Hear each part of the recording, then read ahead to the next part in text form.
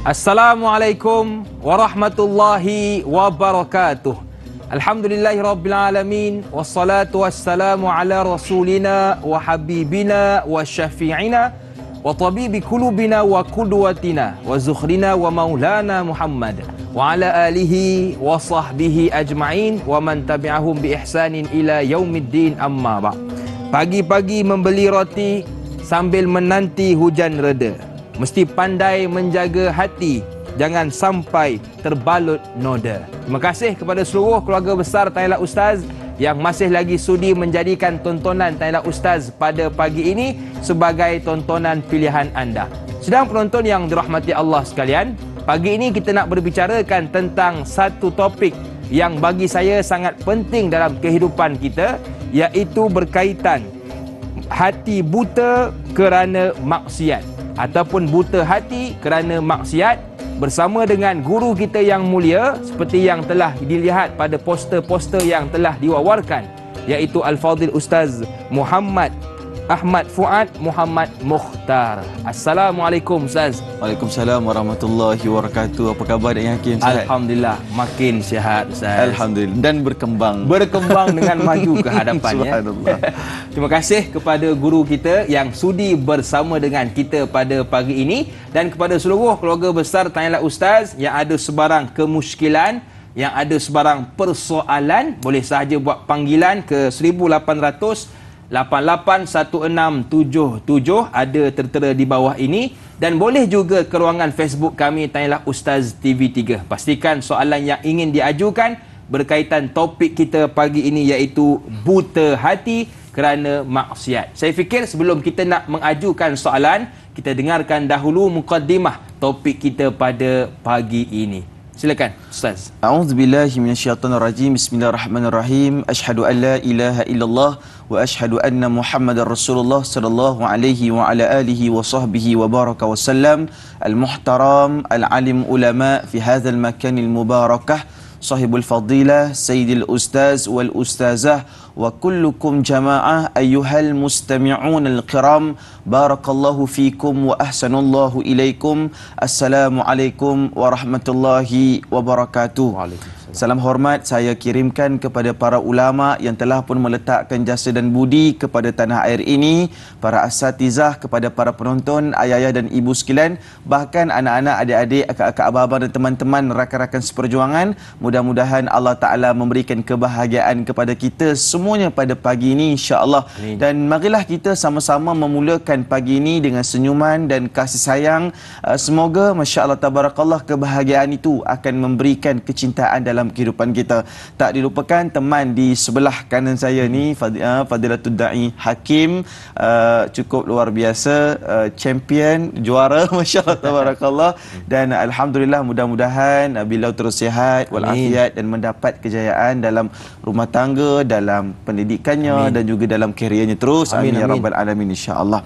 Teman-teman, para penonton yang dimuliakan oleh Allah Subhanahu Wa Taala, apabila kita melihatkan tentang sesuatu perkara bercakap tentang buta hati kerana maksiat, ada dua keadaan fasa perkataan yang paling utama dekat situ.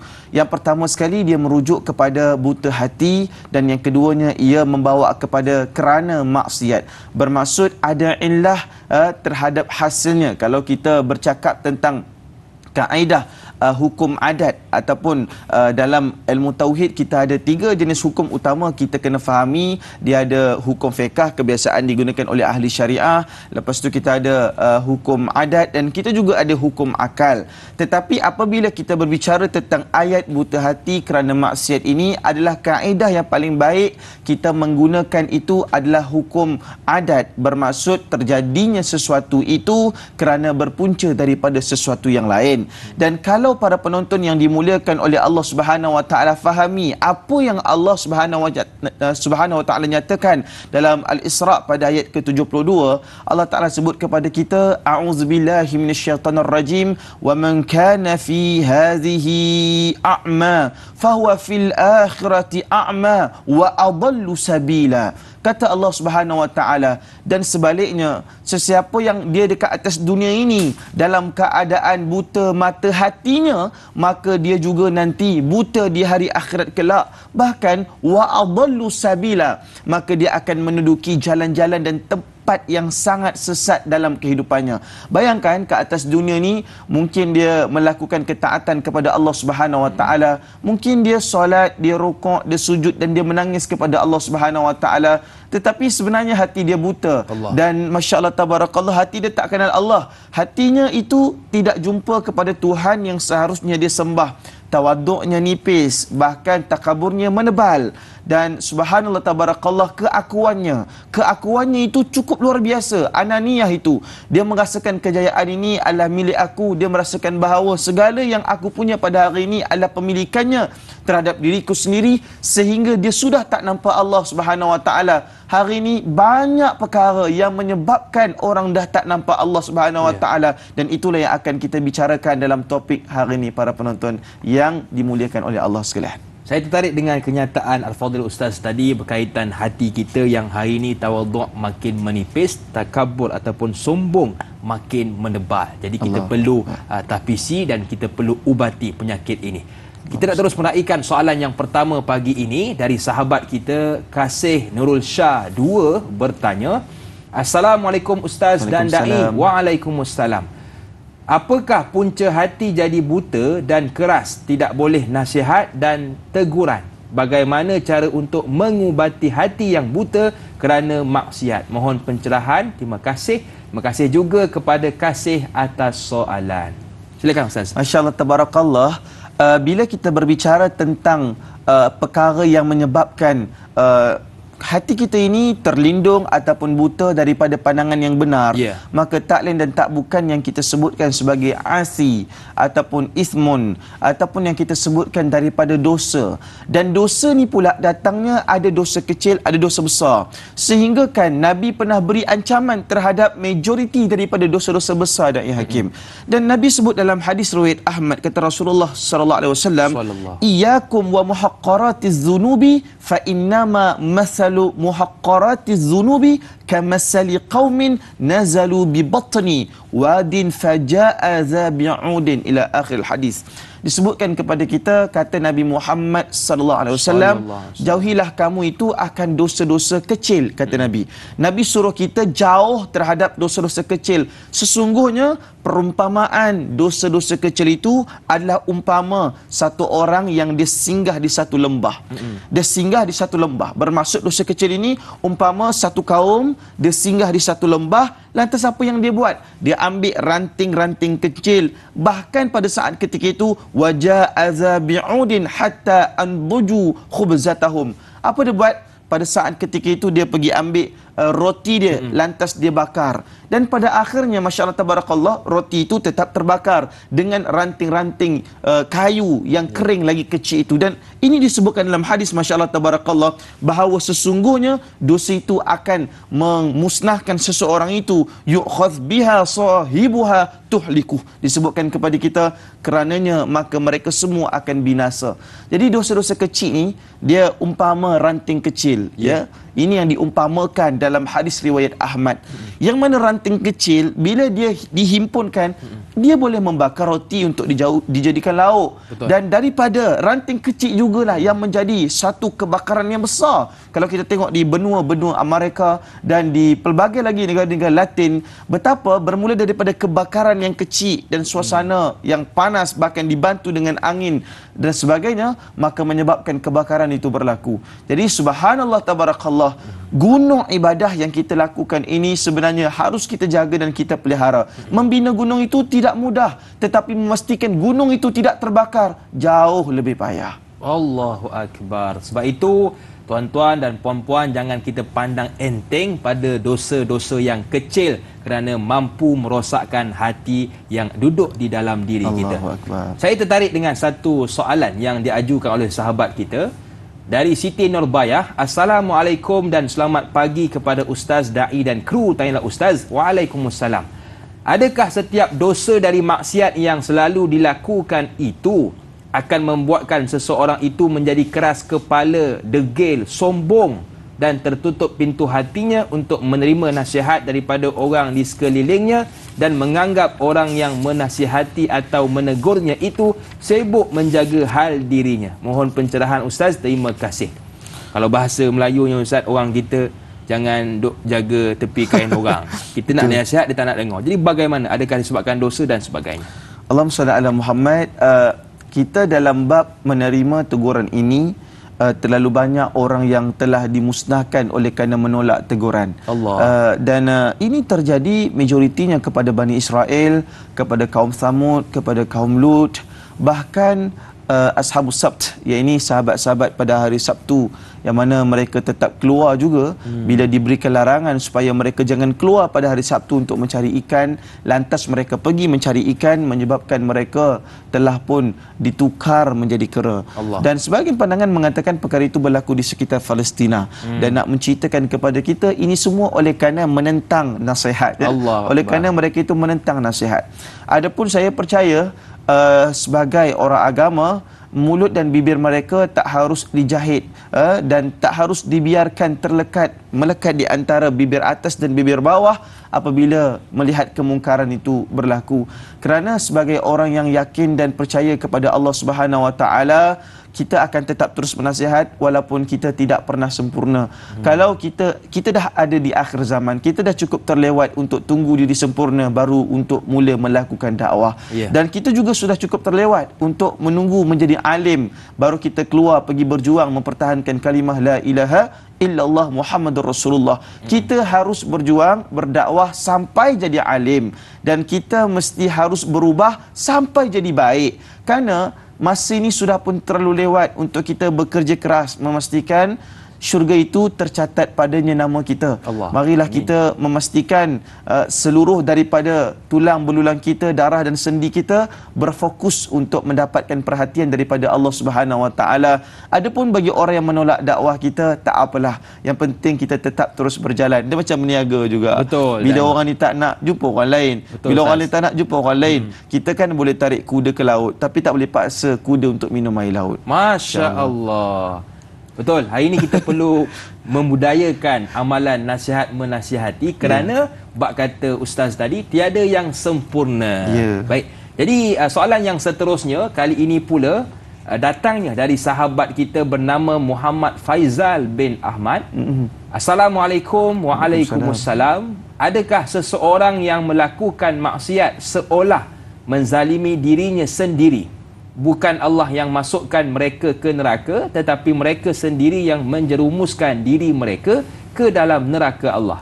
Nabi SAW bersabda, semua umatku akan masuk syurga kecuali yang tak mahu, yakni yang menzalimi diri mereka sendiri dengan berbuat maksiat. Mohon pandangan Ustaz tentang hal ini. Terima kasih. Terima kasih juga kepada Muhammad Faizal bin Ahmad atas soalan.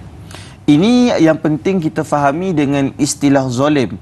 Dan sebab itu Allah Subhanahu Wa Taala tak boleh kita nisbahkan sebagai zalim dan hakim, kerana zalim itu termasuk daripada sifat-sifat yang mustahil di sisi tauhid kepada Allah Subhanahu Wa Taala. Dan tak boleh pula dia kata Allah ini tidak bersifat zalim, tetapi kalau Allah nak buat zalim, Allah boleh buat zalim. Oh, ini satu ucapan yang bercanggah dengan Al-Quran dan bercanggah dengan tauhid kita kepada Allah Subhanahu Wa Taala.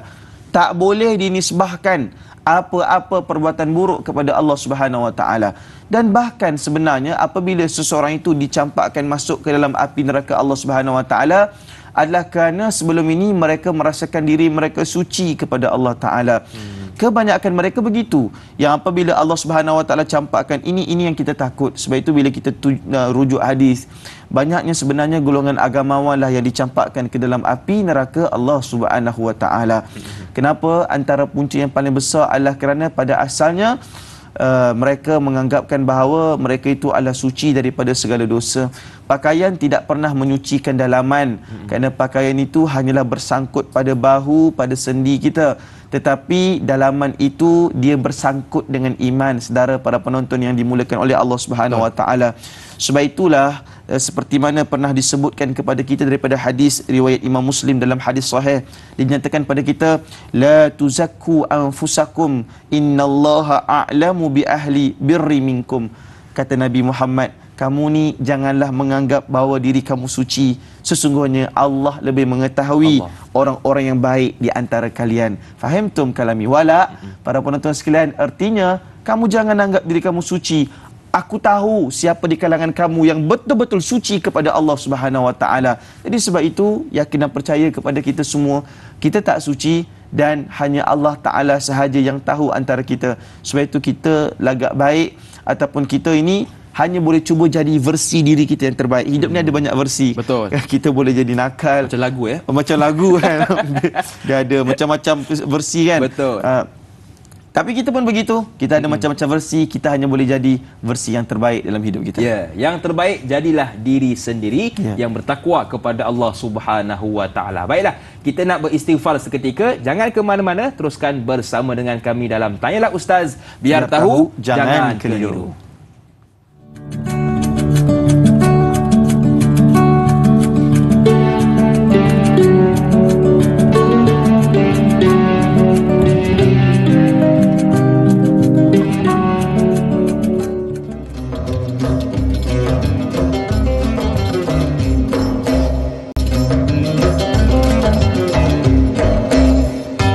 Masih lagi bersama dengan saya Da'i Hakim, juga panel kita Ustaz Ahmad Fuad, membicarakan tentang buta hati kerana maksiat.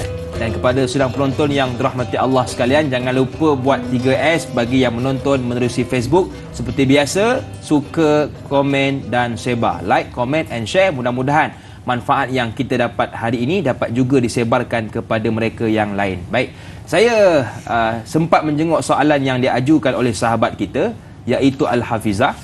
Assalamualaikum Ustaz, Da'i dan kru Tanyalah Ustaz. Waalaikumsalam. Nak tanya, macam mana nak tahu hati kita sudah buta, kotor, keras? Mohon penjelasan Ustaz. Oh, siap buat pis tu.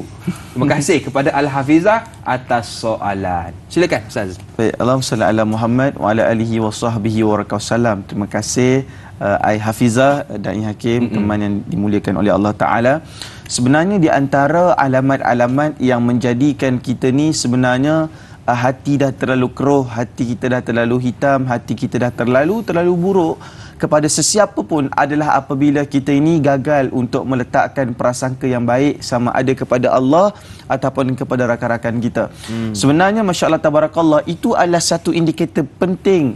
Apabila kita mendengar satu musibah yang rakan-rakan kita lalui ataupun satu ujian yang mungkin menimpa seolah-olah ombak yang membadai teman-teman kita, berbeza ya di antara orang yang memberikan sokongan dan dorongan, kerana pendosa itu juga layak untuk diberikan peluang untuk kembali kepada Allah Subhanahu Wa Taala.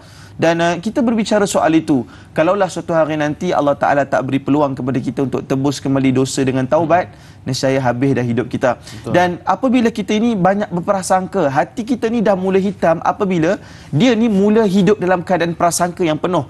Prasangkanya kepada Allah Subhanahu Wa Taala prasangka yang salah, prasangkanya kepada teman-temannya adalah prasangka yang salah. Bahkan bukankah Nabi pernah bersabda, iyyakum wa dhanna fa inna dhanna akdzabul hadis. Disebutkan kepada kita, kamu kena jauhi daripada kalian itu banyak berprasangka, sesungguhnya prasangka itu adalah sedusta-dusta ucapan. Allah. Dan masya-Allah tabarakallah, kadang-kadang dia bukan saja berprasangka dengan teman-teman dia, tapi dia berprasangka buruk dengan Allah Subhanahu Wa Taala.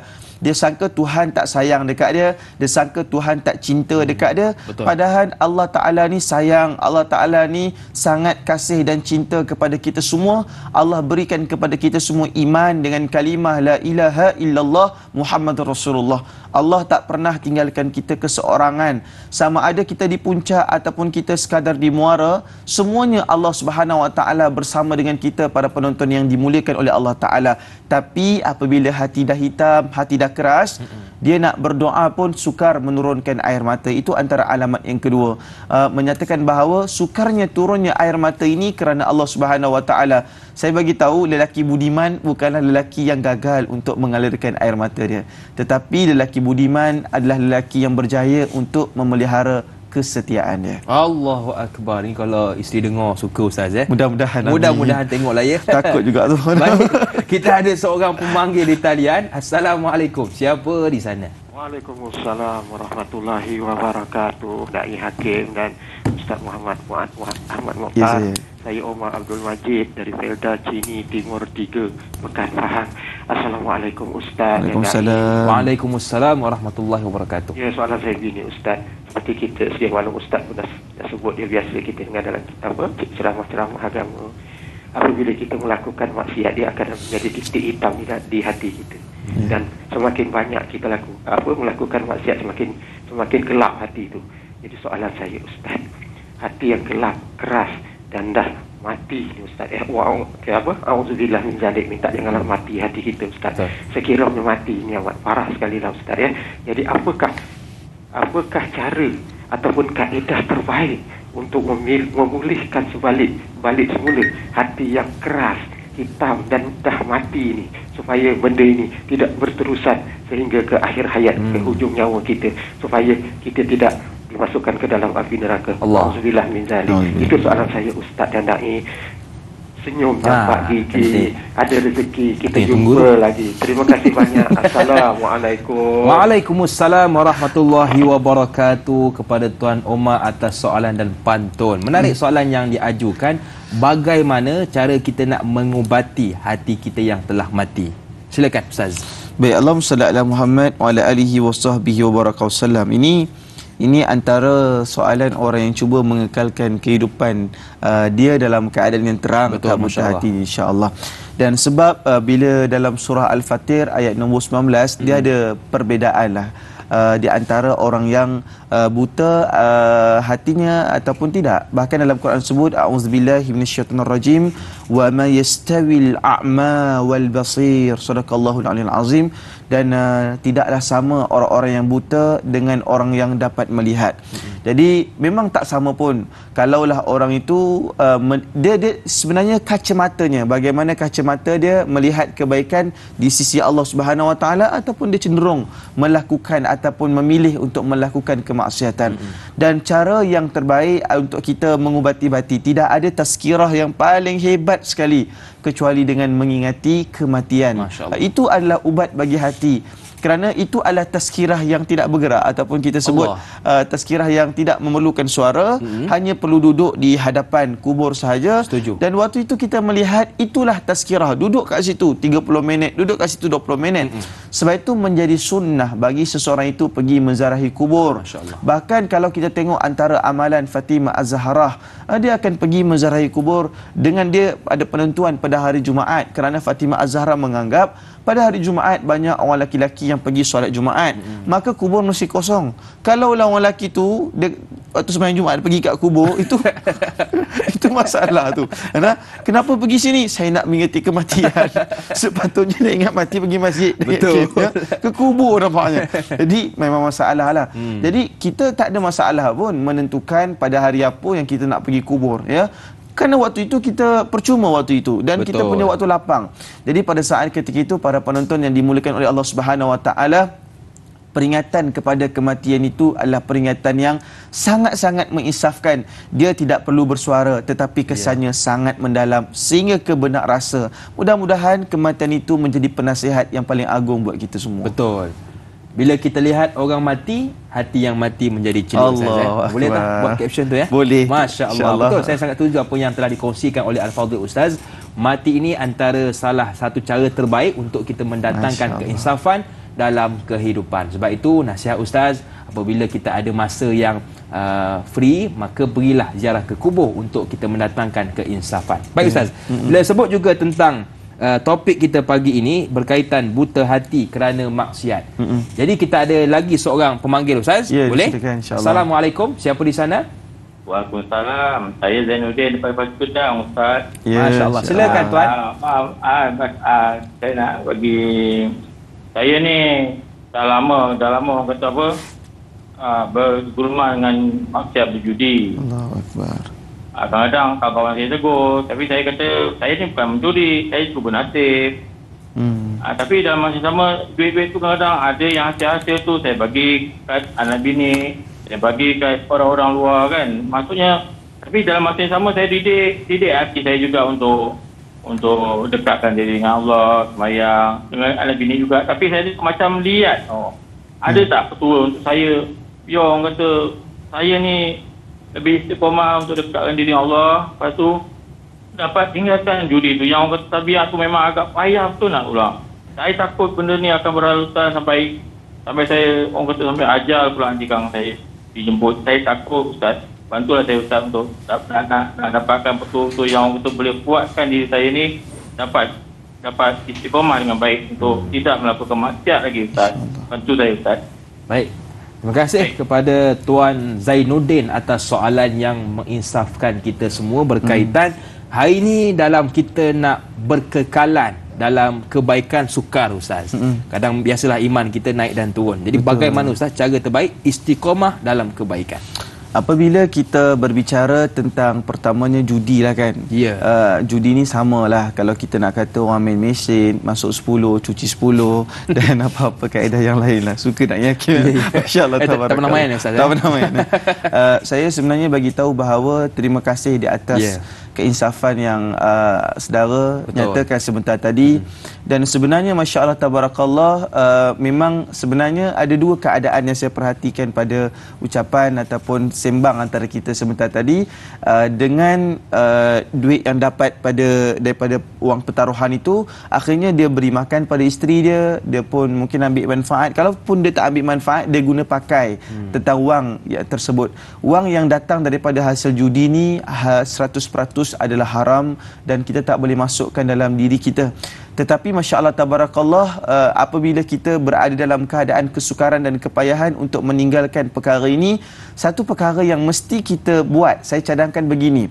Kalaulah rasa ketika mana, saya tak kisahlah waktu dia nak beli nombor ke ataupun waktu dia nak masuk tempat macam gitu ke kan. Saya faham kita tak boleh bercakap daripada orang luar. Saya cuba bercakap sebagai orang yang mengalami keadaan itu.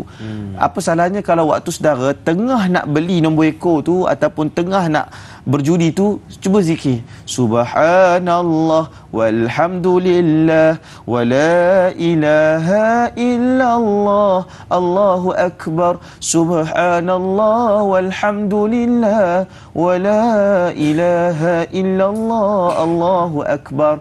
Dia sebenarnya kita bukan tak ada iman, tapi bila kita nak buat maksiat tu, iman kita tu dia tengah tenggelam dan dia tengah lemah.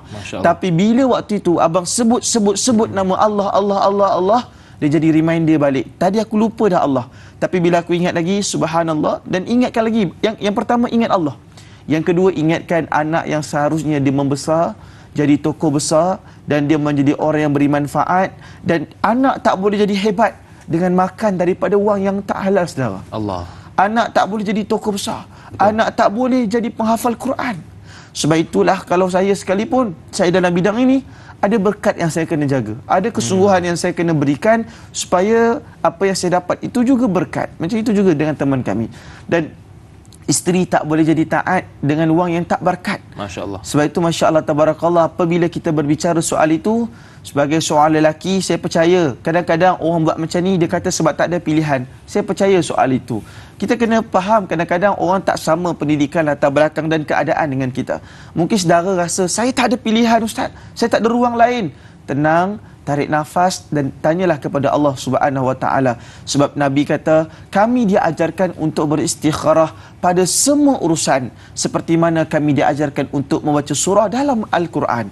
Dan itu nak beritahu kepada kita pesan Rasulullah, apapun tanyalah kepada Allah. Ya Allah, ya Tuhanku, aku nak cari rezeki yang halal, aku nak dapatkan pendapatan yang berkat ya Allah, dan jadikanlah aku ini insan yang bersih. Selama-lamanya teman-teman sekalian, memang antara perkara yang melihatkan hati kita untuk dekat dan akrab dengan Allah Ta'ala adalah daripada apa yang kita makan, apa yang kita pakai dan apa yang kita sandarkan dalam kehidupan. Masya Allah. Saya suka dengan kaedah yang dikongsikan oleh Al-Fadhil Ustaz berkaitan apabila kita terasa nak buat sesuatu kemungkaran, maka zikir kepada Allah, Ya itu Allah akan memutuskan. InsyaAllah. Amin. Baik, kita nak berjadah seketika. Kembali selepas ini pastinya dalam Tanyalah Ustaz, biar tahu jangan keliru.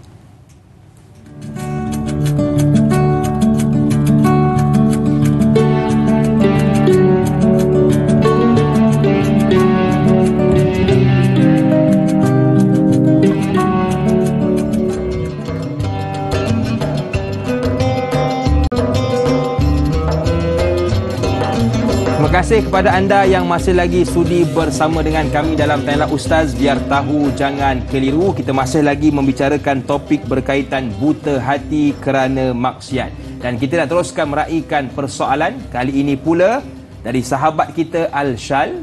Assalamualaikum Ustaz dan Da'i. Waalaikumsalam.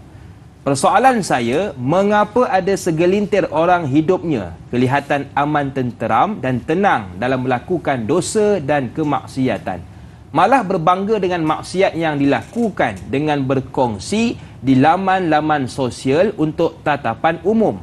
Adakah hatinya telah buta akibat maksiatnya itu? Mohon pandangan Ustaz. Syukran. #biar tahu jangan keliru. Silakan Ustaz. Baik, Allahumma salli ala Muhammad wa ala alihi wa sahbihi wa baraka wasallam. Dalam suatu hadis, Nabi pernah beritahu kepada kita, semua di kalangan umatku, mereka semua akan dapat masuk kepada syurga Allah Subhanahu wa taala kecuali golongan mujahirin. Dan disebutkan apakah itu golongan mujahirin? Iaitu golongan yang mereka itu menjaharkan, mereka itu menunjukkan dosa mereka di media sosial pada hari ini. Saya tengok semenjak 2 menjak ini, budaya tak puasa pun dia on kamera, masya-Allah tabarakallah. Dan saya mohon maaf, termasuklah dalam banyak pembudayaan isu rumah tangga hari ini, semuanya di media sosial kan.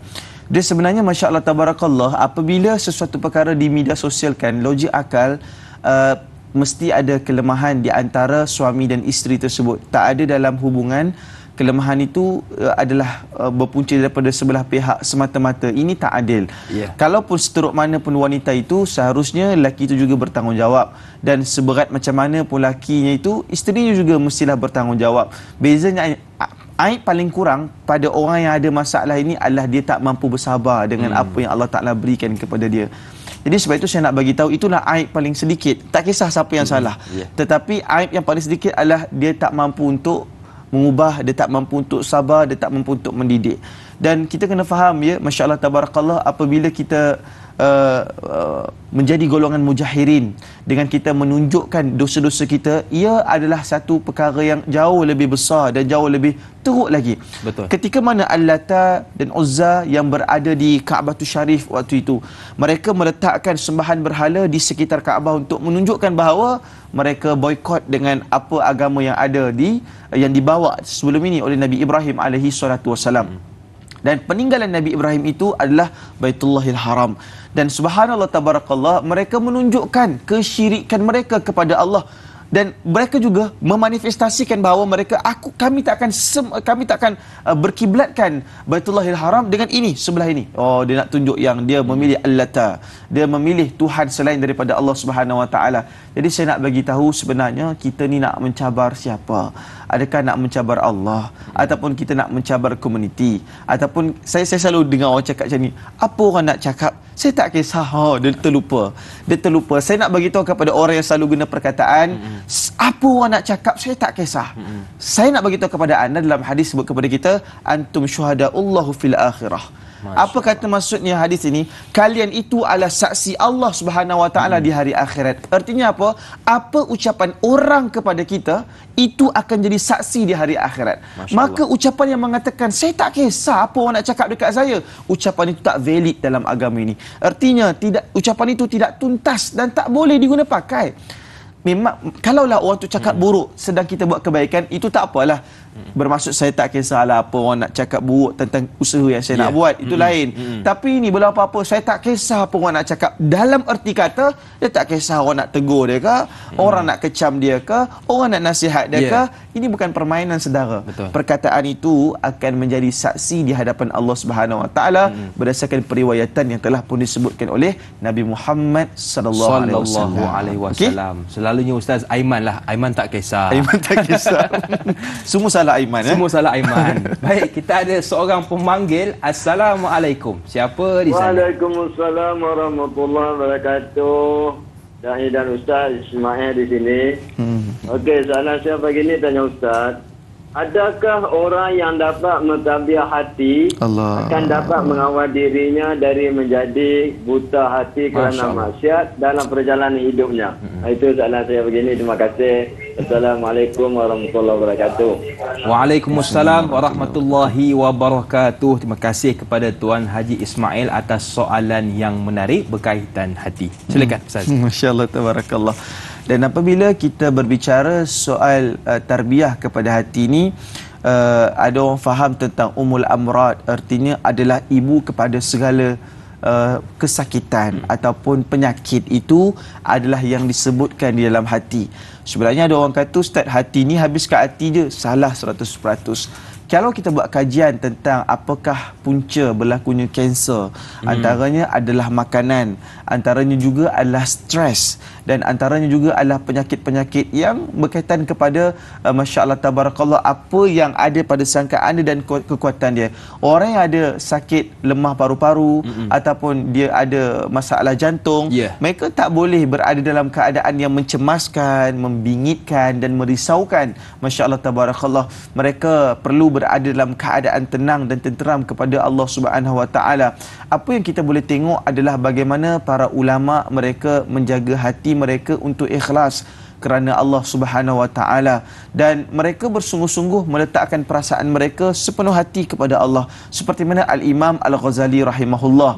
Ketika mana Al-Imam Al-Ghazali rahimahullah ingin memuliakan hati dia, dia nak jaga hati dia, oleh kerana orang memuliakan ia sebagai seorang ulama besar, maka apa yang Imam Ghazali buat? Dia pergi mengambil penyapu, dia pergi mengambil pembersih, dan dia pergi ke masjid-masjid di tempat orang muliakan dia, maka dia kutip sampah di situ, dia membersihkan debu di situ, di mana hari ini sukar agaknya untuk kita lihat tokoh-tokoh besar datang ke masjid-masjid untuk mengambil debu yang bertebaran. Sukar untuk itu, termasuklah diri saya yang hina ini, masya-Allah tabarakallah.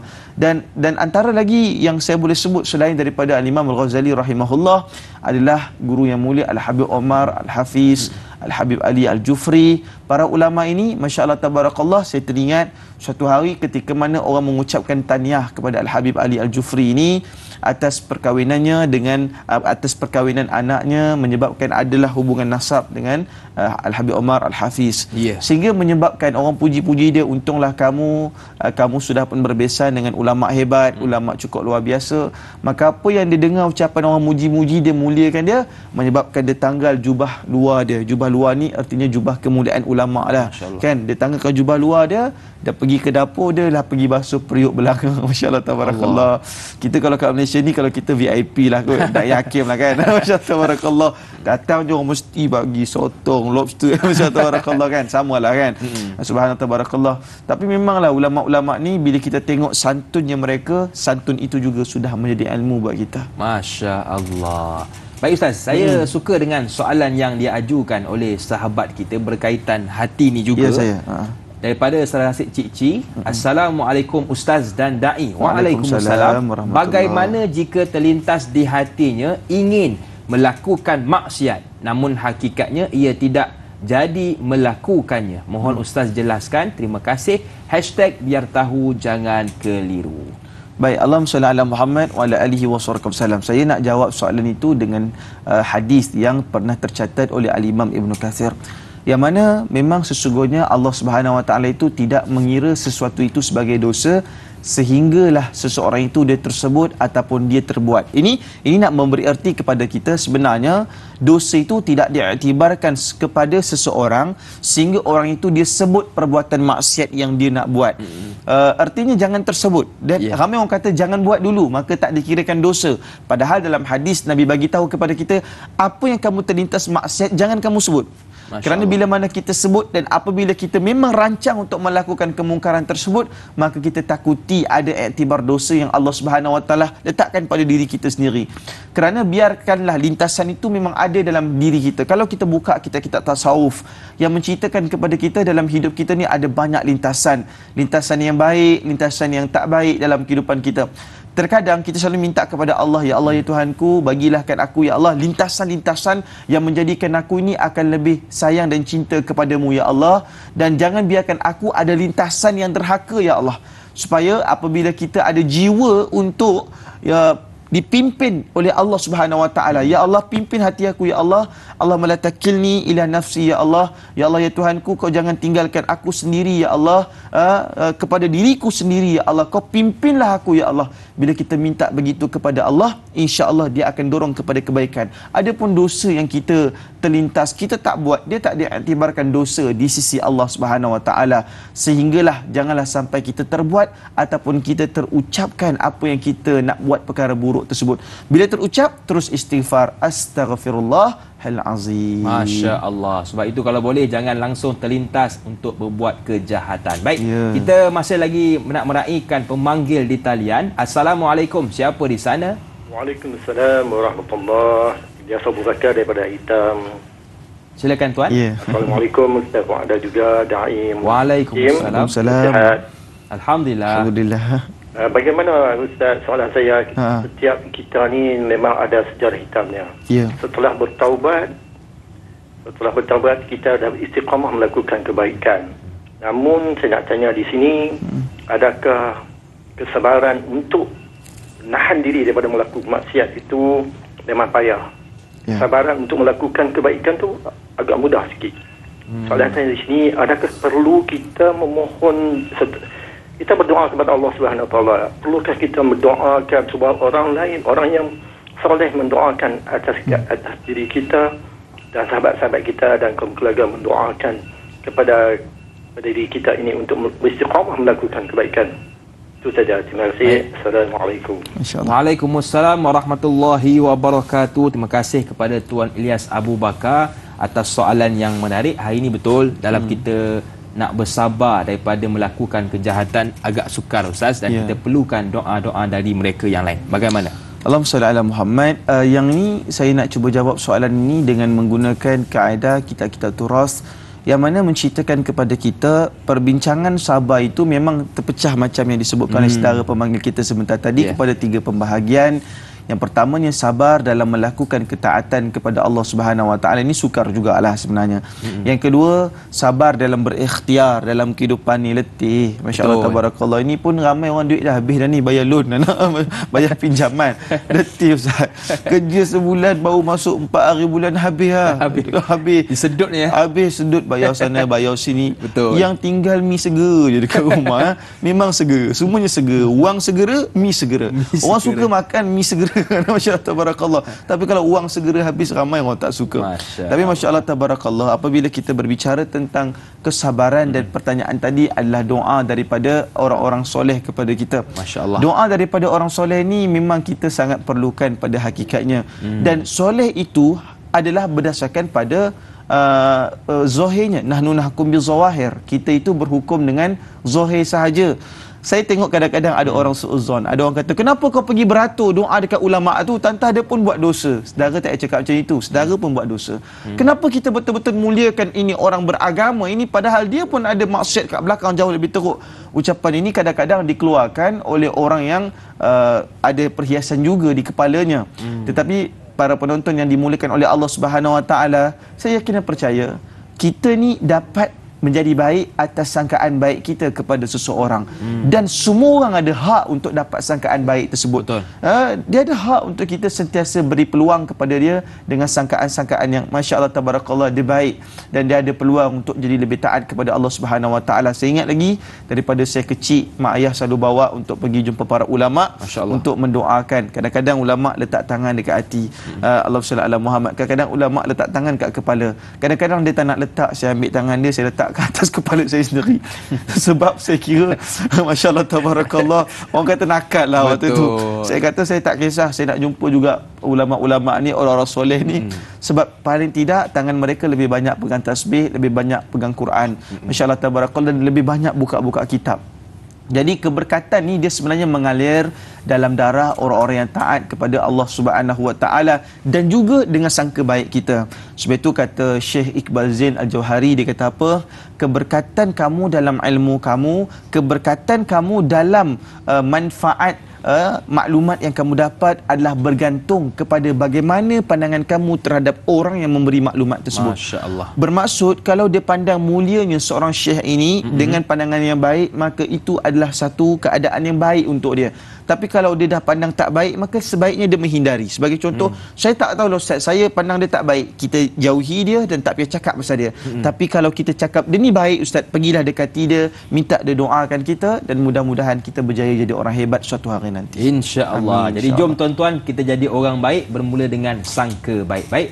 Kita berjadah seketika, jangan ke mana-mana, teruskan bersama dengan kami pastinya dalam Tanyalah Ustaz, biar tahu jangan keliru.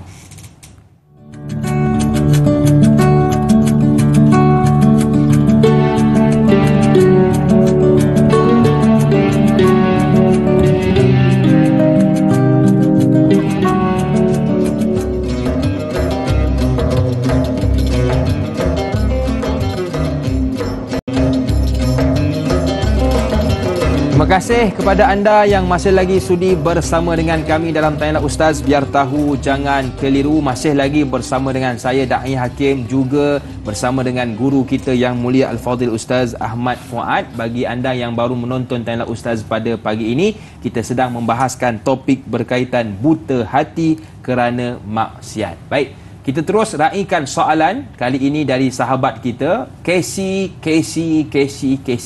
Cukup 4 Ustaz Assalamualaikum Ustaz dan Da'i, juga kru TV3 dan TV9. Waalaikumsalam. Ustaz, zaman sekarang maksiat datang dari berbagai cara. Bagaimanakah kita sebagai hamba yang lemah untuk mengelak dari terjebak? Mohon pencerahan Ustaz. Terima kasih Casey. Kena cukup nama tu. Masya-Allah. Silakan Ustaz. Sebut Casey tu macam Casey. Hati kau keras, ada macam itu. Dia macam ayat skrip. Masya-Allah, tabarakallah. Okey, terima kasih kepada Casey dan juga kepada Da'i Hakim. Masya-Allah, tabarakallah. Baik. Apabila kita ingin berusaha daripada terjebak, daripada melakukan perkara-perkara yang mungkin menyebabkan kita terdorong dalam kemaksiatan. Sebenarnya Masya Allah tabarakallah, ada banyak perbuatan ketaatan yang kita boleh selalu sebutkan. Antaranya, ya Allah ya Tuhan kami, kau lindunglah kami ya Allah, seperti mana yang Nabi pernah bersabda. Kita zikirkan sahaja Allahumma maulana wala maula lakum. Disebutkan Allah adalah pelindung kami dan tidak ada pelindung bagi kalian. Ini orang yang jatuh dalam keadaan kemaksiatan kepada Allah Subhanahu Wa Taala. Allahumma maulana, sebut dia begitu. Ya Allah. Sebab kalau kita tengok dalam Al-Asma'ul Husna, ada sebut kepada kita Al-Wali. Al-Wali ni maksud dia apa? Para penonton yang dimuliakan oleh Allah Subhanahu Wa Taala. Kan? Ayah-ayah yang pernah jadi wali tu, yang pernah muka berdebar kan. Kadang-kadang wali lebih berdebar daripada pengantin. Yang paling tak boleh saya tahan tu pakaian wali lebih mahal daripada pengantin. Masya-Allah tabarakallah. Saya pernah sekali perkahwinan itu, wali datang lambat. Wali yang datang lambat. Masya-Allah tabarakallah. Apa yang saya lihatkan pada saat ketika ini, wali ni maksud dia apa pada penonton sekalian? Wali ni artinya Allah pelindung. Dan jadi kalau kita, Ustaz, macam mana saya nak minta supaya Allah Ta'ala melindungi saya? Cukup mudah. Nabi juga ada ajarkan kepada kita, Allahumma maulana. Ya Allah, kau lindunglah aku ya Allah. Saudara nak buat apa? Ustaz, saya nak masuk, ada orang nak pukul saya. Ustaz, Masya Allah tabarakallah, ada orang nak jatuhkan saya. Ustaz, saya kalau masuk tempat ni, Masya Allah tabarakallah, saya takut saya terjebak dengan maksiat. Maka zikirkan benda ni. Dan saya nak cadangkan kepada suami-suami, kalau dia bawa isteri dia pergi pasar raya, boleh juga zikirkan benda ni. Masya Allah tabarakallah. Benteng. Takut-takut hilang. Masya Allah tabarakallah. Ibu-ibu gurau-gurau je, janganlah marah. Pagi-pagi ni kalau tak bergurau kan, tak ceria satu hari. Jadi boleh je. Ibu-ibu pun boleh juga zikirkan untuk ayah-ayah. Allah maulana, bila ayah-ayah tu keluar pergi minum lama sangat, minta Allah lindungan dia supaya habis kat kedai mamak tu terus balik rumah. Wallahu a'lam. Masya-Allah, zikir yang mudah untuk diamalkan bersama. Baik, soalan dari Kak Ju Zabidi. Soalannya, Assalamualaikum Ustaz dan Da'i. Waalaikumsalam. Adakah kerana setiap kali melakukan dosa maksiat akan ditulis pada hati satu titik hitam, dan apabila mengulangi dosa akan tambah padanya titik hitam sehingga memenuhi hatinya, menyebabkan hati menjadi buta kerana perbuatan maksiat? Yang kedua, apakah kesan maksiat yang boleh menyebabkan rezekinya menjadi sempit? Mohon pencerahan Ustaz. Hashtag biar tahu jangan keliru. Sampai dia bagi love tu bentuk hitam Ustaz. Warna hitam. Nak menunjukkan hati sudah hitam. Itulah. Silakan Ustaz. Terasa pula rasanya. Masya-Allah tabarakallah. Takut gitu kan. Baik. Dan apabila kita berbicara soal perbincangan pertama adalah apabila hati itu dah hitam, banyak sangat dosa di sisi Allah Subhanahu Wa Taala. Begitu juga dengan apabila disebutkan kepada kita kemaksiatan yang menjadikan rezeki itu sempit. Betul. Pada hakikatnya apa yang disebutkan ini punyanya dasar perbincangan bila mana kita nak katakan masya-Allah tabarakallah, adakah dengan dosa itu dia menyempitkan rezeki kita? Sebenarnya dosa juga akan menghilangkan seri wajah seseorang. Kalaupun kita melihat dia nampak berseri wajah dia, tapi dia tak nampak tenteram pada hakikat dia. Ramai orang yang dia memang cubalah mengkosmetikkan wajah dia ya. Masya-Allah tabarakallah, untuk kelihatan indah dan cukup luar biasa. Tapi kalau in person ataupun kita kenal dia secara langsung ataupun kita dapat melihat rupa paras dia, kalau orang yang belajar tentang ilmu latihan-latihan ini, dia dapat tengok karakternya itu kurang tenang, kurang tenteram, dan sebenarnya dia juga tak berapa selesa dengan kehidupannya sendiri. Dan memang betul, masya-Allah tabarakallah, ianya akan memberikan kesan yang besar kepada kita semua. Adapun rezeki ini, kalau sebenarnya dia memang menyempitkan kita kalau kita tak pelihara kepada Allah Subhanahu Wa Taala. Saya nak ajak kepada para penonton yang dimuliakan oleh Allah Subhanahu Wa Taala untuk buka Al-Quran, dan ada perbincangan yang para ulama gariskan kepada kita semua, terutamanya pada surah Az-Zariyat pada ayat yang ke-22. Apa kata Allah Taala? A'udzubillahi minasyaitonirrajim. Wa fis samaa'i rizqukum wa ma tu'adun. Sadaqallahul aliyil azim. Kata Allah Taala, dan sesungguhnya rezeki kamu itu di langit dan apa yang dijanjikan untuk kamu itu di langit. Jadi langit ni siapa yang kuasai? Allah Subhanahu Wa Taala. Jadi apabila kita ada masalah dengan yang di langit, apabila kita ada masalah dengan yang menguasai rezeki itu, Wasil Al-Ahdab ketika mana bercakap tentang kenapa kata rezeki di langit, menyebabkan dia Da'i Hakim dia pergi bersuluk sampai 3 hari beruzlah, dan dia tak bawa apa-apa makanan. Tiba-tiba pada hari pertama dia tak ada makan, dia hanya minum je dalam gua tu. Hari kedua dia pun tak ada makan, dah hanya minum je sebab dia nak kaji ayat ni. Ayat ni kata rezeki kat langit kan. Tiba-tiba pada hari yang ketiga, masya-Allah tabarakallah, dia terlihat ada rezeki untuknya pada saat ketika itu. Dan rezeki itu rupa-rupanya didatangkan oleh manusia lain untuk sampaikan kepadanya.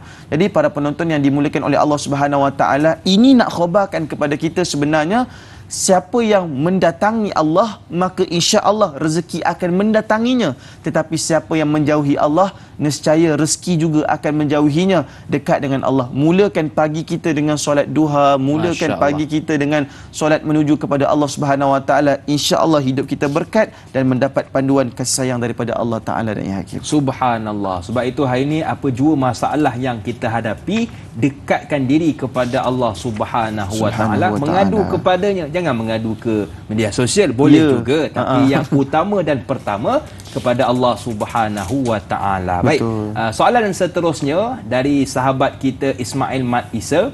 Assalamualaikum Ustaz dan Da'i. Waalaikumsalam. Waalaikumsalam. Adakah orang yang mempunyai sifat buta hati kerana maksiat tergolong orang yang sukar terima teguran dan nasihat, apalagi untuk berubah ke arah kebaikan? Mohon pencerahan Ustaz, terima kasih. #biar tahu jangan keliru. Baik, Allahumma salli ala Muhammad wa ala alihi wa sahbihi wa wasallam. Dahulu ada seorang tokoh ni yang dia dah buta hati. Namanya Utbah bin Abu Lahab. Sebenarnya Utbah ini nak katakan dengan Rasulullah pun ada hubungan lah. Sebab masya-Allah tabarakallah, Utbah itu sebahagian daripada keturunan Abu Lahab. Abu Lahab pula keturunan Abdul Manaf. Maka berketurunanlah dengan keturunan Nabi Muhammad. Tiba-tiba suatu ketika para penonton yang dimuliakan oleh Allah Subhanahu Wa Taala, bila Allah Taala turunkan ayat Al-Quran dalam surah An-Najm, Quran kata Bismillahirrahmanirrahim, wan najmi idza hawa ma dhalla sahibukum wa ma ghawa. Dia tak boleh terima ayat ni. Dia kata Nabi Muhammad ni penipu. Dia kata Quran ini, bintang ini semua menipu. Akhir sekali apa yang berlaku, para penonton sekalian, dia pergi jumpa Nabi Muhammad dan dia kata, wahai Muhammad, kamu ni penipu dan kamu ni memang pendusta. Lantas apa yang Utbah buat, para penonton sekalian? Utbah ludah pada muka Nabi Muhammad sallallahu alaihi wasallam. Ya, muka Nabi Muhammad pernah diludah kerana berdakwah kepada Allah Subhanahu Wa Taala. Pendakwah yang tegar, yang berjuang, harus sampai diludah mukanya, diburukkan dirinya. itu sunnah ya. Kalaupun tak diludah mungkin diberikan kata-kata nista yang berat. Dan akhirnya apa yang berlaku para penonton sekalian, Nabi Muhammad jawab kepada dia, Allahumma sallit alaihim kalban min kilabik. Artinya, ya Allah ya Tuhanku, kau lepaskanlah anjing daripada anjing-anjingmu kepada Utbah bin Abu Lahab. Maka pada saat ketika itu para penonton yang dimuliakan oleh Allah Ta'ala, ketika mana Utbah dan bapaknya Abu Lahab dengar iaitu Abu Lahab kata, apa Nabi Muhammad kata kat engkau? Dia kata Nabi Muhammad kata dia minta Allah lepaskan anjing-anjingnya untuk aku. Abu Lahab kata doa Muhammad itu tak boleh aku tahankan. Akhirnya apa berlaku? Bila mereka pergi ke Syam, mereka singgah di Zarqa, dan waktu itu terlihat banyaknya singa di kawasan itu. Dan akhirnya subhanallah tabarakallah, Abu Lahab lepaskan makanan supaya singa dapat makan. Tiba-tiba akhirnya terjadilah peristiwa yang menyebabkan tetap termakan dan diterkam juga singa itu terhadap Utbah bin Abu Lahab, dan hasil daripada mereka itu tertutup hatinya, akhirnya berakhirlah nyawanya para penonton sekalian. Okey, baik. Tanya Ustaz akan berakhir di sini untuk siaran di TV3, tetapi teruskan menonton di TV9 selepas ini. Pastinya dalam Tanya Ustaz, biar tahu jangan keliru.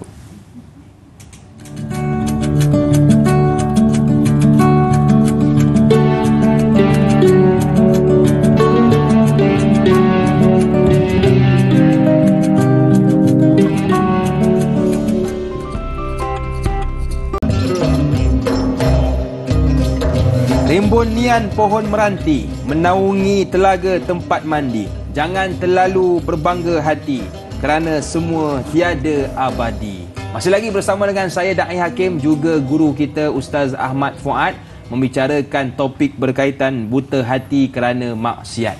Dan kita nak terus meraihkan soalan pagi ini. Kali ini pula dari sahabat kita Sahziatul Siddiq bertanya, Assalamualaikum Ustaz dan Da'i. Waalaikumsalam. Apakah pengaruh tatkala dipuji ketika membuat kemaksiatan menjadikan seseorang itu hatinya keras dan buta, kerana apabila ditegur langsung tidak memberi kesan, malah merasakan apa kemaksiatan yang dilakukan baik sahaja tanpa sedar itulah keburukan, menjadikan seseorang itu jauh terpesong. Yang kedua, bagaimana dalam adab menerima teguran dan menegur? Ini kerana tatkala menerima teguran yang baik, yang tidak kita sukai, sukar untuk menerima teguran tersebut. Ada pantun Ustaz, saya bacakan. Bersantai pagi di bawah dahan untuk bersarapan dengan rakan. Mohon Ustaz untuk pencerahan. Terima kasih kami ucapkan. Hashtag biar tahu jangan keliru. Silakan Ustaz. Baik, Allahumma salli ala Muhammad wa ala alihi wa sahbihi wa barakatuh. Ia sebagai pendakwah media sosial, saya pun adalah juga merasa sukar bila mana kita melakukan dakwah, penyokongnya, pengikutnya puji-puja, puji-puja, sehingga kita harus merasionalkan keadaan. Tak sedikit pertembungan saya di media sosial dan juga tercatat pada banyak laman-laman sosial yang ada pada hari ini.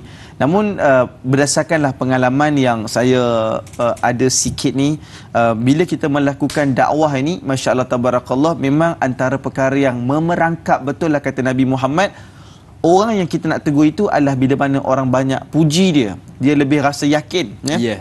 Disebutkan oleh Nabi Muhammad sallallahu alaihi wasallam, wailaka qata'ta unuqa sahibika. Disebutkan oleh Nabi, celakalah engkau itu telah pun memenggal leher temanmu. Miraran, artinya Nabi ulang sebanyak 2 kali ayat ini, wailaka qata'ta unuqa sahibika. Celakalah engkau sebab engkau sekarang ini kau dah penggal leher kepala temanmu itu. Kenapa? Kerana engkau memujinya, engkau memujanya, dan engkau meletakkan kemuliaan kepadanya. Apatah lagi kalau engkau seolah-olah nak menisbahkan kelebihan pada dirinya, bukan kepada Allah Subhanahu Wa Taala, ya. Itu kita nak puji diri dia. Ini bayangkan kita puji dalam kemaksiatan kepada Allah Subhanahu Wa Taala. Saya melihat di media pada hari ini, khususnya di media sosial, media baharu kita, sebenarnya kita ada 2 pasaran yang besar lah. Satu pasaran adalah pasaran orang yang memang nak jadi baik. Yang kedua adalah pasaran yang orang yang dah jauh, bersipang siur dah sangat dia daripada agama Allah Subhanahu Wa Taala yang sebenar. Dia orang Islam, dia orang Melayu, Masya Allah Tabarakallah. Tapi Melayunya sudah nipis, Masya Allah Tabarakallah. Dan Islamnya juga pada saat ketika itu seolah-olah telah pun ditinggalkan gaya hidupnya.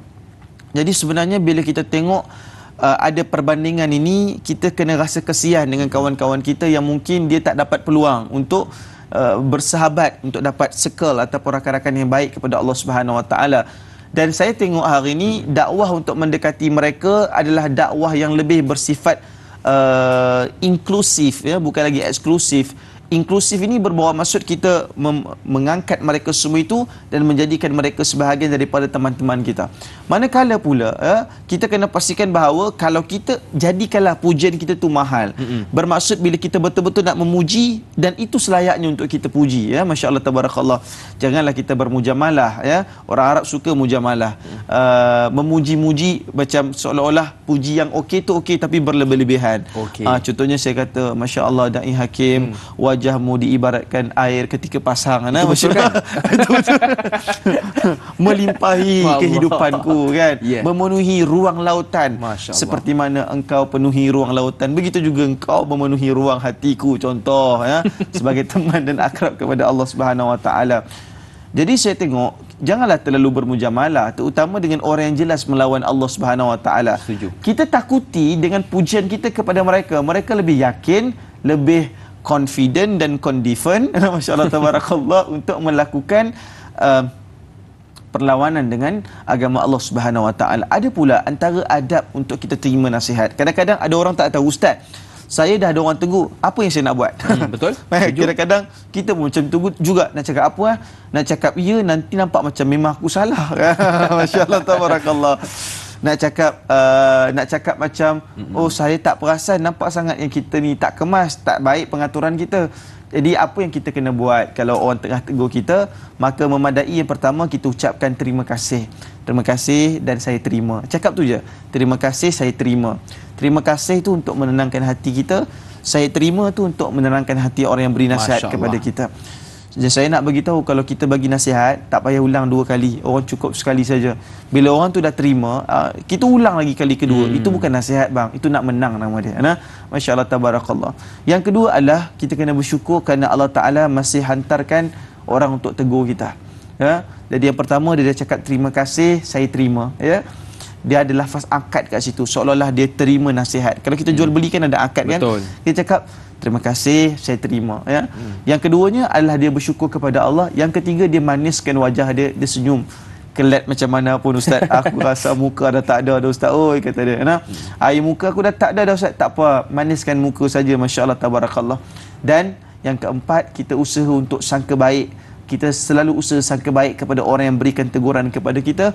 Yang kelima, kita bermuhasabahlah. Dia macam ni, macam mana pun cara dia tegur kita, dia ada 2 benda berbeza. Apa dia tegur kita dengan bagaimana pun cara tegur kita, 2 benda berbeza. Kalau dia tegur kita dengan cara kasar, ya, kita boleh benci cara tu. Tapi kadang-kadang apa yang dia tegur tu kita tak boleh benci. Kita kena ambil faedah dan kita kena ambil panduan supaya kita masih berada di jalan ilahi. Mudah-mudahan insya-Allah. Masya-Allah. Jadi 5 cara bagaimana kita nak menerima nasihat. Yang pertama iaitu kena terima kasih. Yang kedua syukur kepada Allah. Yang ketiga wajah yang manis. Yang keempat bersangka baik, dan yang kelima bermuhasabah kepada Allah Subhanahu Wa Taala. Baik. Saya suka dengan soalan yang diajukan oleh sahabat kita bernama Fauziah Mat Isa. Assalamualaikum. Waalaikumsalam. Adakah seseorang yang hati buta kerana maksiat akan melakukan apa saja yang dilarang dalam agama Islam tanpa memikirkan kemurkaan Allah dan kemudaratan pada dirinya sendiri dan masyarakat sekeliling? Mohon pencerahan Ustaz. Biar tahu, jangan keliru. Cantik soalan ni Ustaz. Silakan. Allahumma salli ala Muhammad wa ala alihi wa sallam. Pertamanya saya mohon maaf. Baik, soalan yang berbicara tentang bagaimana keadaan seseorang hati yang telah pun jatuh dalam kemaksiatan kepada Allah Ta'ala dan dia tak fikirkan kemudaratan terhadap dirinya sendiri. Para penonton yang dimuliakan oleh Allah Subhanahu Wa Ta'ala, perkara pertama, apabila kita berbicara berkenaan tentang kemudaratan, mudarat ni dia, pada saya mudarat ke atas dunia ni bersifat majazi ataupun perlambangan. Tetapi mudarat yang paling hakikat adalah apabila kita balik kepada Allah Subhanahu Wa Taala. Ustaz, mudaratnya adalah apabila kita betul-betul dicampakkan ke dalam api neraka Allah Subhanahu Wa Taala. Oleh kerana dia buta hati. Betul. Sebagai contoh, ramai orang yang ada masalah jantung, masalah organ dalaman sebab dia minta maaf ya, minum arak, lepas itu masya-Allah tabarakallah dia isap rokok ya. Itu memang cepat merosakkan dalaman dia. Dia pula tak bersukan. Dia tak bolehlah macam gitu. Masya-Allah tabarakallah. Dan dia kena pastikan bahawa dia yakin bahawa dia kena lebih baikkan tubuh badan dia kepada Allah Subhanahu Wa Taala. Itu mudarat yang sementara pada saya. Tapi mudarat yang berat adalah seperti mana disebut dalam surah Taha. Apabila mereka bangun di hari akhirat, tiba-tiba mereka kata kepada Allah, A'udzubillahi minasyaitonirrajim. Qala rabbi lima hasyartani a'ma wa qad kuntu basira. Kata Allah Subhanahu Wa Taala, kata mereka, ya Tuhanku, mengapakah engkau ini menghimpunkan aku dalam keadaan buta ya Allah? Padahal dahulunya aku seorang yang dapat melihat ya Allah. Wa qad kuntu basira. Dia kata, ya Allah, dulu kan aku dapat tengok, tapi kenapa sekarang ni kau himpunkan aku dengan orang-orang yang buta? Bila kita tengok naratif Quran, dia cakap buta hati ni adalah kepada orang-orang yang menghilangkan rasa tawakalnya kepada Allah Subhanahu Wa Taala, menghilangkan rasa taubatnya, menghilangkan rasa sayangnya, menghilangkan rasa cintanya kepada Allah Subhanahu Wa Taala. Sebab itulah saya nak bagi tahu, mudarat yang paling besar adalah bila saudara bangun di hari akhirat nanti, saudara terpaksa ulang ayat ini. Ya Allah, kenapa kau himpunkan aku dengan orang-orang yang buta ya Allah, sedangkan ke atas dunia itu aku adalah orang yang dapat melihat ya Allah. Sebenarnya tidak juga. Ke atas dunia kamu telah pun butakan mata kamu daripada lihat kebenaran. Sebenarnya tidak juga. Kamu di atas dunia kamu telah butakan mata kamu daripada lihat kebaikan orang lain. Ya. Jadi sebab itu hari ini kita cakap, ya Allah, kenapa aku tak boleh terima pandangan orang lain ya Allah? Kenapa aku tak boleh terima nasihat orang lain? Saya nak bagi tahu banyak punca orang jadi buta hati ni. Antara yang pertama adalah harta benda. Dia rasa dia banyak duit, dia rasa dia materialistik, dia rasa dia ada segala-galanya, maka dia gunakan wang yang dia ada untuk tutup mulut-mulut orang lain. Ini buta hati. Yang kedua, para penonton yang dimuliakan oleh Allah Subhanahu Wa Taala, satu orang itu dia buta hati oleh kerana yang kedua ni adalah kerana dikurniakan kesihatan yang baik dalam tubuh badan dia. Bila dia sihat, dia tak rasa bekerja nak buat kebaikan. Bila dia sakit, baru dia nampak Allah Subhanahu Wa Taala. Dia ada masa lapang, dia tak buat benda lain. Dia sibuk penuhkan jadual dia. Yang ketiga, perkara yang membuatkan kita buta hati ni adalah posisi dan kedudukan. Lebih lama kita di posisi mulia, lebih lama kita akan hanyut. Ini saya nak bagi tahu berlaku pada semua. Sama ada di landasan orang-orang yang berada di pucuk itu yang tinggi itu, ataupun kepada mereka-mereka yang masyi dan alim dalam soal-soal perbincangan yang bersifat religion ini. Jadi nak bagi tahu, tiga perkara inilah yang selalu buatkan orang buta hati dia. Dan masya-Allah tabarakallah, akhirnya mereka hanyut dan pergi sampai ke hujung muara dan akhirnya tsunami membadai jiwa. Sebab itu kita kena pastikan bahawa jangan biarkan hati kita buta. Mudah-mudahan Allah selamatkan kita. InsyaAllah. Hati-hati dengan harta, hati-hati dengan kesihatan dan juga hati-hati dengan posisi. Baik, kita nak bertakbir seketika. Jangan ke mana-mana, teruskan bersama dengan kami pastinya dalam Tanyalah Ustaz, biar tahu, jangan keliru.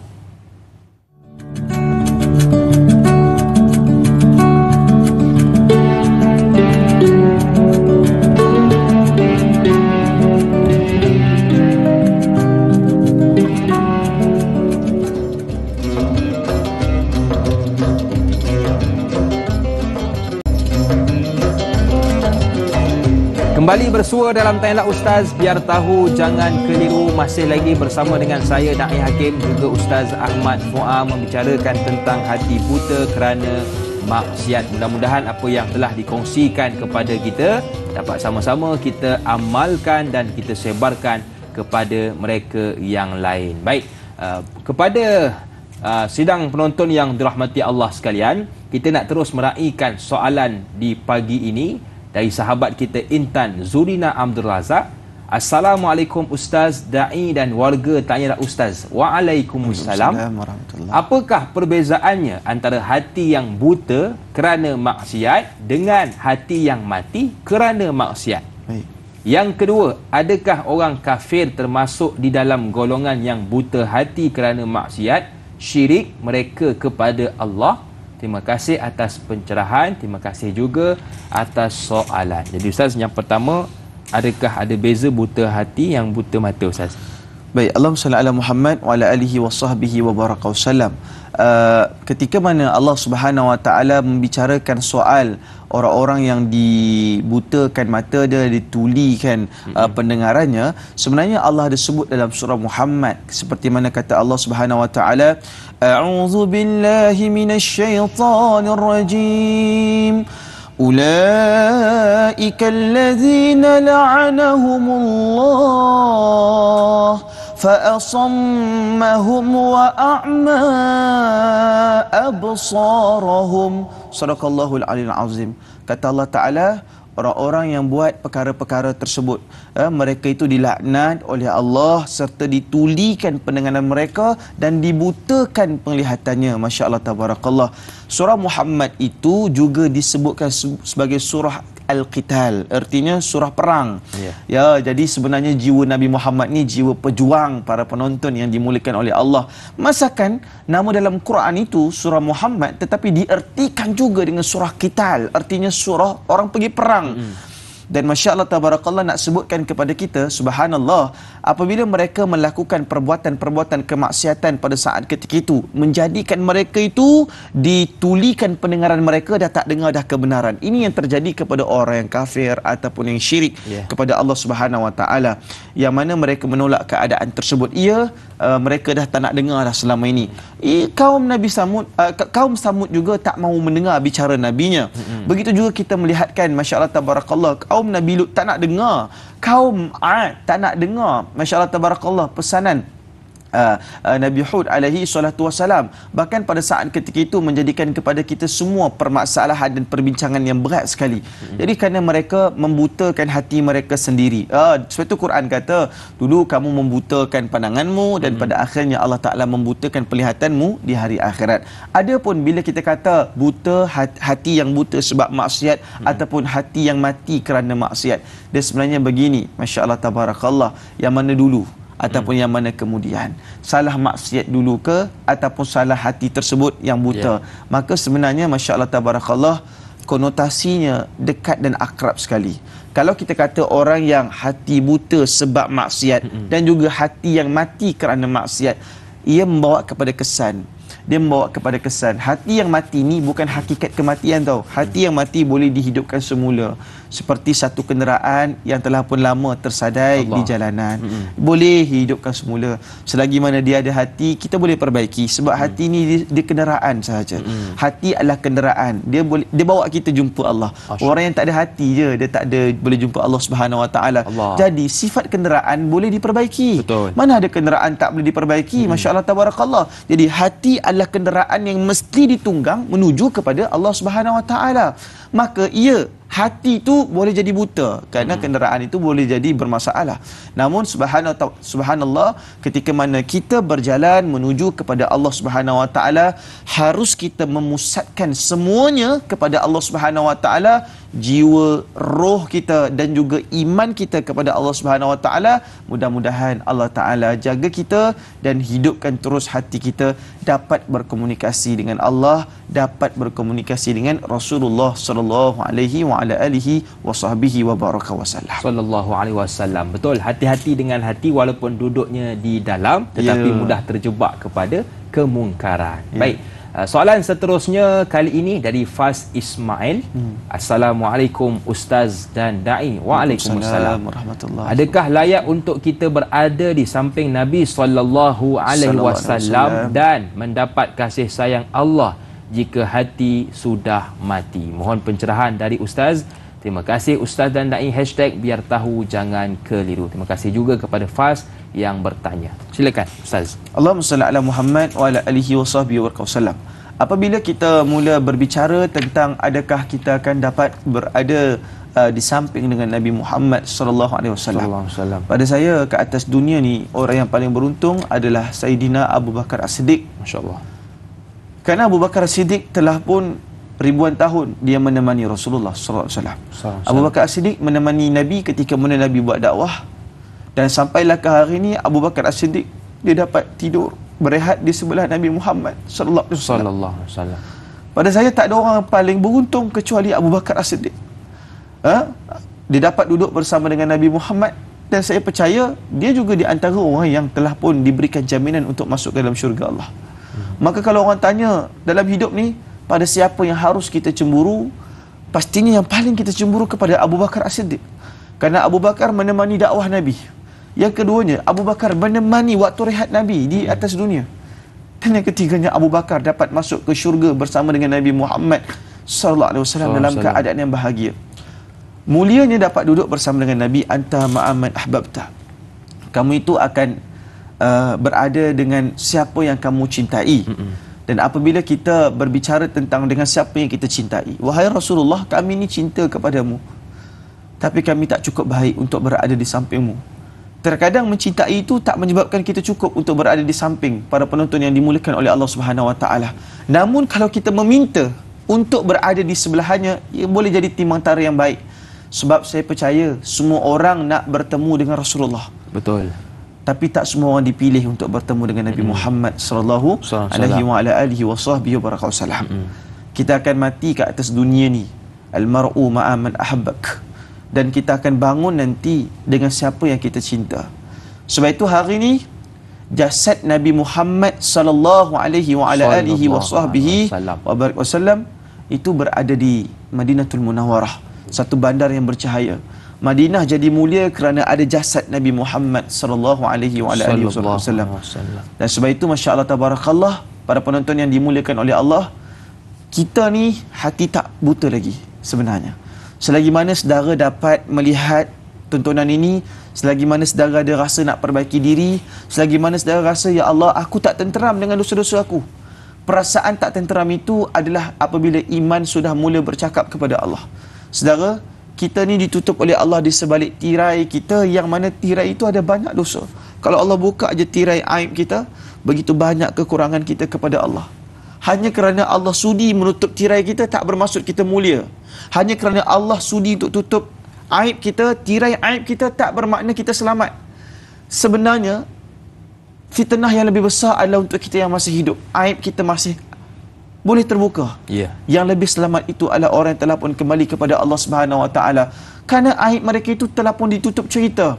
Dan kalaupun dibuka, mereka sudah lagi tidak ada. Maka sebab itu masya-Allah tabarakallah, jaga diri kita elok-elok dan pastikan kita membangga Rasulullah, supaya Rasulullah tunggu kita, dan supaya kita mendapat syafaat Rasulullah. Isfa' lana ya Rasulullah. Amin ya rabbal alamin. Amin. Mudah-mudahan kita bersama dengan Rasulullah di syurga kelak. Amin ya rabbal alamin. Dan sebagai penutup, doa ringkas Ustaz untuk program pagi ini. Silakan. A'udzubillahi minasyaitonirrajim. Bismillahirrahmanirrahim. Alhamdulillahirabbil alamin wassalatu wassalamu ala asyrafil anbiya'i wal mursalin wa ala alihi wa sahbihi ajma'in. Allahumma ighfir lana wa tub 'alaina ya Allah, wanzur ilaina ya Rasulullah, wastur uyubana ya arhamar rahimin.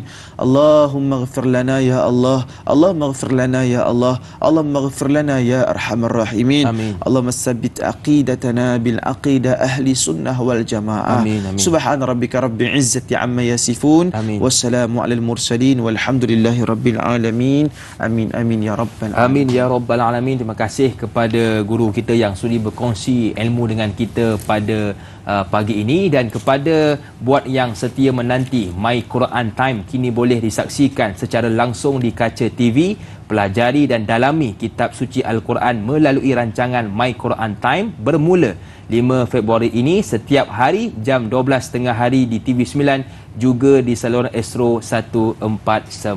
Jadi kepada tuan-tuan, teruskan menonton esok pagi Tanyalah Ustaz bersama dengan sahabat saya Da'i Lokman dan juga panelnya Kapten Maritim Ustaz Nek Kamaluddin Yunuh bermula 6.50 pagi di bawah topik munakahat, iaitu isteri merana kerana suami. Akhir kata, saya Lokman Hakim, Da'i Hakim, mohon izin undur diri. Ada rezeki kita jumpa lagi. Assalamualaikum warahmatullahi wabarakatuh.